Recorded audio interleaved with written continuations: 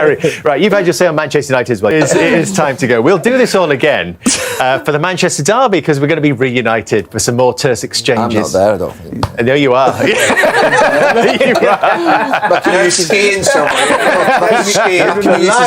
service continues. 17th of January, that one. Manchester United, you saw them at Turf Moor last night, which was in itself a really entertaining game. As a United person, would you come out of that feeling better about yourself or not? I don't know. I mean, look, I think you said partway through tonight that it's 50 games. It's the end of a monstrous run of Christmas fixtures in 19 days. And it's been a tiring 19 days as a Manchester United fan. I know that obviously I'm not going to name some of the games now that are within that period because some of them started before, but it just feels like when I reflected today, this morning, coming down here, and I've done I think 6 or 7 of United's last 9 matches, and 2 or 3 of the games I really like, but when you think that they played Everton with 10 men, Wolves, Leeds, Burnley, Bournemouth, and one more, West Ham. A lot of those teams are losing, apart from Leeds, a lot of those teams are losing a lot of football matches and playing really poorly, and are at this moment the inferior teams in the Premier League. I think Manchester United have picked up 5 points out of 18 possible points against those teams, and West Ham, Wolves, Burnley, Bournemouth have been losing a lot of matches to every other team. It's been such a missed opportunity, and the loss of a manager during that period. And I remember stood on the touchline before the Everton game, which was the first in that run. I know that obviously Crystal Palace, Newcastle and Villa have been in there as well. So there's been 9 games. The other 6 that I've mentioned are the ones that I would have expected Manchester United to get a lot of points in. And I remember looking at the fixture list and thinking, Manchester United could be going into the new year. I fancy them to be in the top 3 or 4. If they can pick up 12 points, 14 points out of those 18, they'll be right up there, because the other teams are not doing well. They're struggling. They've got tougher runs. They're not in good form. And yeah, I just feel really disappointed just generally about the whole of that period. And obviously, they say a manager loses his job, it's the worst thing that can happen in a football club, because the reality of it is, then there's a failure across the board. Everyone's got to take responsibility for it. So yeah, I don't feel great about last night, in the sense that ultimately I just look at it as the end of a period of games, and what's happened to Ruben Amorim. And look, last night I think United deserved to win. I think they were the better team, but you'd expect that. They were playing against Burnley, who haven't won a game and can't win a game hardly. And I thought it was a good night for Sesko. I thought in the first half that he got into some good positions in between centre forwards, but in between centre backs, and it didn't quite happen for him, and he was a bit frustrated on the ball. I thought the ball kept bouncing off him when it was played into him, but he had 2 magnificent finishes, and he needed that. He really did need that, and he had a big smile on his face. And look, I've never played centre forward for Manchester United, but I do know that I've seen centre forwards come to the club and not score for a period, and now that really weighs on the mind, and it's sort of got the pressure on them and the price tag, and he's young. So let's hope from here on in that he can really just hit a run of games where he can score some goals. Bruno Fernandes coming back, I think was really important. Him going off, I think that was probably decided before the game that he could only do 60 minutes, but the game did swing a little bit after that. Yeah, a couple of disappointing goals to give away. They need Maguire and De Ligt back, and see whether that really can provide some sort of solidity at the back. Need obviously Mbeumo and Ahmad back as well. So there's players to come back. It's not all doom and gloom, but just a really disappointing, tiring period that ends with them in with a chance of qualifying for the Champions League this season if they can put a run together. But they've got an FA Cup game, and then I think they've got Manchester City and then Arsenal. So 2 tough games coming up, which, but actually they beat Newcastle, did well against Villa, won at Crystal Palace away, and then the 6 games that I've mentioned there, the ones that they've let themselves down in. So crazy, really. And since we're coming to Cup weekend, I mean, especially since they don't have Europe, a tasty cup run could light a bit of a fire on the Manchester United season, couldn't it? Yeah, I mean, look, I think if you can win a trophy in a season where you're not doing brilliantly well, or you're in a transition and you're not going to win the league, which they're quite clearly not, I would never say that's a bad season when you win a trophy. I think it's about the direction of the club, it's about the progression on the pitch, it's about the plan and where it's going, and I think that's what needs to be put into place. And it does look like that's going to be put off again for another 4 or 5 months, doesn't it? In the sense that it does look like all roads are pointing towards a temporary manager coming in, which I don't disagree with, because if they can get a Ancelotti or a Tuchel at the end of the season, a manager of that ilk or that stature, then you'd wait for them. You would wait for them, and you'd take the risk of having an interim manager who's going to try and get you over the line and get you into Europe for the rest of this season. But they have to make sure that I think they get that type of manager at the end of the season if they're going to wait. Because the risk of obviously putting an interim in look, they've done it twice in the last, whatever it is, 10, 12 years, and it's worked with Ole Gunnar Solskjaer, it didn't work with Rangnick. So probably why they're talking to Ollie again, probably why they're talking to Michael Carrick, Ruud van Nistelrooy as well as being mentioned. So be interesting to see which one of those they go for. And there'll be a level of emotion with those players coming back in. And I just hope there is some stability towards the end of the season that allows a new manager to come in. Because it's been disappointing. It really has. Welcome back to the Premier League show. Great to have you with us this evening. Former England goalkeeper Rob Green is our guest tonight, and we're now going to focus on yet more change at Manchester United. Let's head to Manchester now. Our reporter Dan Khan is there for us this evening. Hello to you, Dan. Let's get the very latest then on United's search for an interim head coach. Where are we with it? Yeah, evening, Julian. I mean, the search continues, I think, is probably the best way to update everyone who is interested.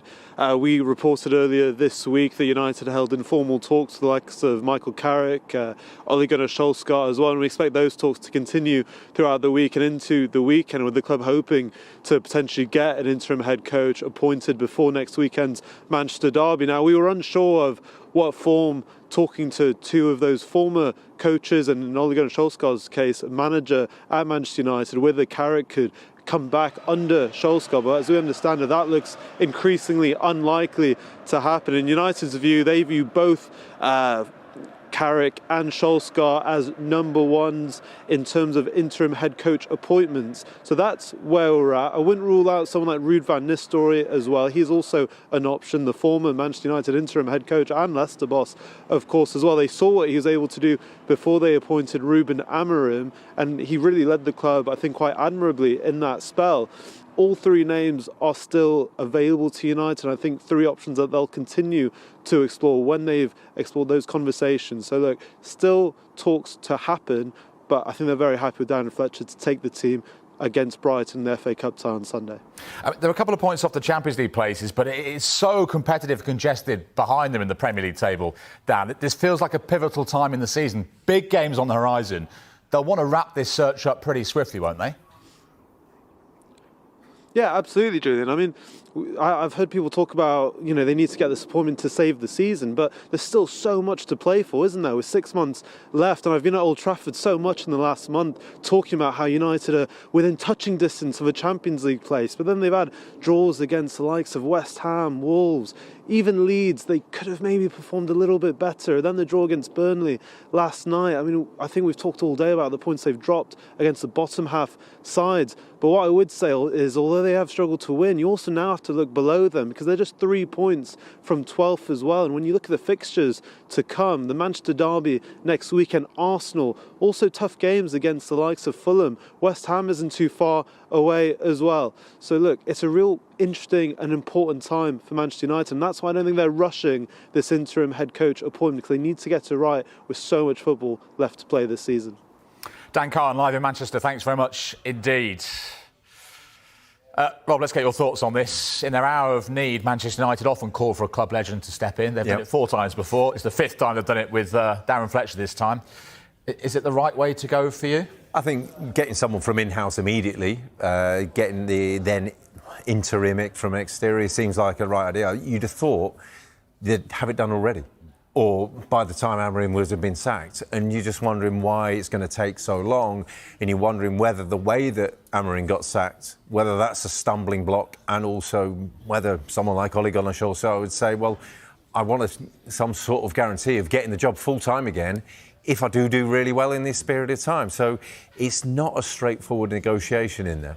What about Solskjaer returning back at the wheel? Gary Neville said it'd be like Groundhog Day. He's not in favour. Does a return make sense to you? I think if you could get him in for that short period without the guarantee of it being long-term, yes. Because you look at how he got the team playing when he first took over on that interim period, and they went on a wonderful run of winning games and unbeaten in nearly 20 games, I think it was, when he took over. You can repeat that. If that's Groundhog Day, then that would be brilliant for Manchester United. Also worth remembering, though, is when he was winning his first 8 games as interim boss, he took charge permanently. He got to a European final. He finished second and third in the Premier League, which they take right now.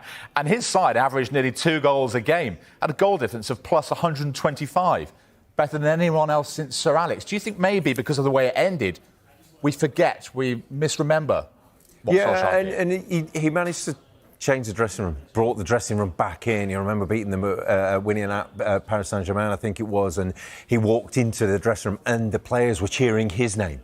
And that's a huge thing. You feel like if he could replicate that, then they're on to a winner. I think that conversation with Jason Wilcox is key. It's just such a big thing, and the way that they got rid of Amarin and the manner in how it came about is going to be really, really difficult one to then, eggshells that are already broken, really, that you're walking over again.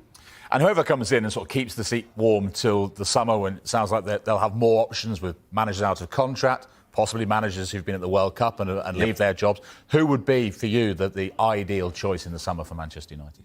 Well, it is, the obvious one would scream Thomas Tuchel. He's been there if they're in the Champions League, and I think that's a key thing. You're then saying, this is the dynamic, isn't it? Ole Gunnar Solskjaer, for example, would say, well, if I get the club into the Champions League, you need to give me the job full time, but then you're negotiating with the new manager who wants to be in the Champions League or only can be in the Champions League. So I think there's a couple of really horrible situations where it's a difficult scenario for Manchester United now. Thomas Tuchel, I think, would be brilliant there. He does tend to fall out with the owners and the directors above every other club he's been at, so really tough. Yeah, and given that, Ruben Amorim wasn't happy being a head coach. He wanted more control. He wanted to be a manager. So from what you just said there, would Tuchel be willing to conform, to take a job when he's not the one calling all of the shots? Probably when he's taken the contract, yes. Yeah, and then after that, but you've just thrown another quandary into the mix, Jules. So it's a really, really tough scenario. Rob, thanks for now. Is Benjamin Sesko the biggest winner of Ruben Amorim leaving Manchester United? 2 goals against Burnley, and probably the best he's looked in a United shirt. Is it down simply to United actually getting him the ball? Have a listen to this. I sat down with him yesterday and showed him videos of his movement, as you said, and how the opportunities are going to come. He has to just keep believing, keep making the runs. The rest of the team have to look for him more as well. And like with all strikers, once you get that first goal, you hit the back of the net, it builds your confidence, and hopefully they start flooding in from now.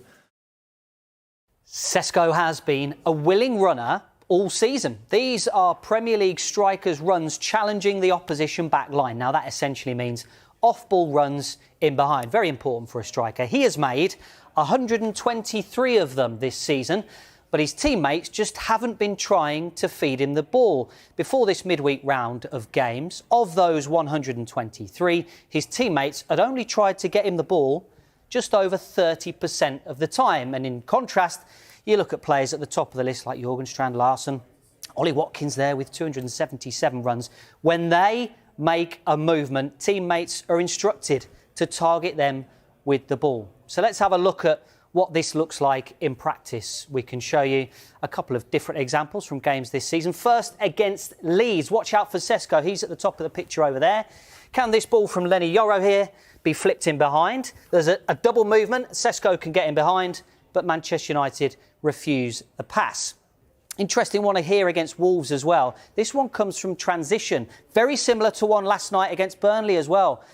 United come away with the ball. There's Sesko in the right-hand side. Can they get him in 1v1? Again, they refuse the pass. So let's have a look at this game week and a real change.